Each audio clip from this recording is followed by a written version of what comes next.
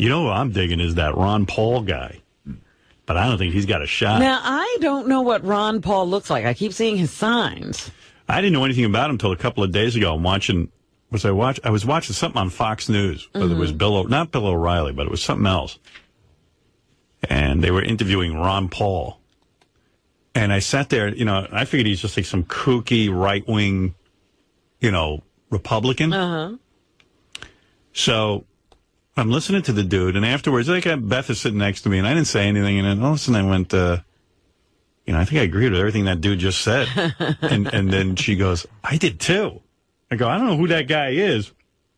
He wants us out of Iraq. Day one. And he's a Republican. He's a Republican.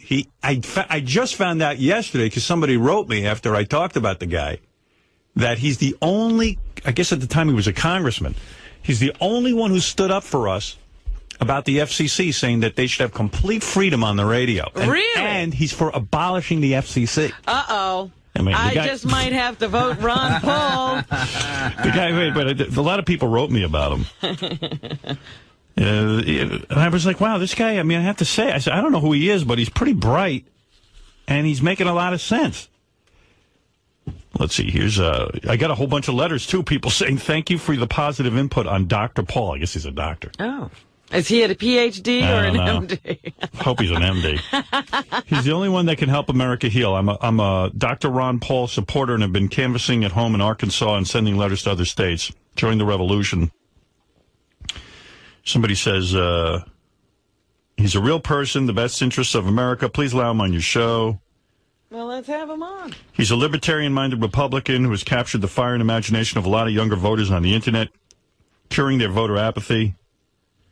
This is evidenced by the fact that Dr. Paul raised more money in a single day than any other presidential candidate.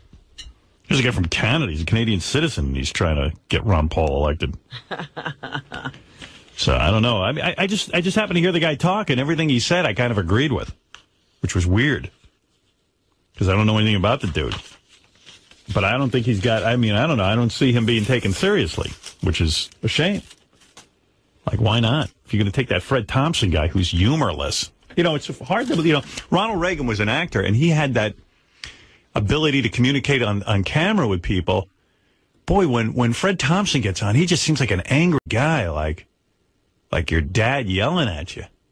And, it's sad, in today's world, because of the media exposure, you've got to be really good on camera. It had nothing to do with your policies.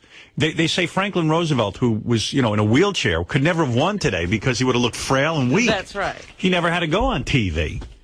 These cats who go on TV and really know how to work it, be all charming and stuff, those are the guys that win. So, I don't know. You don't necessarily get the best dude. You get the guy who can make the ladies cry.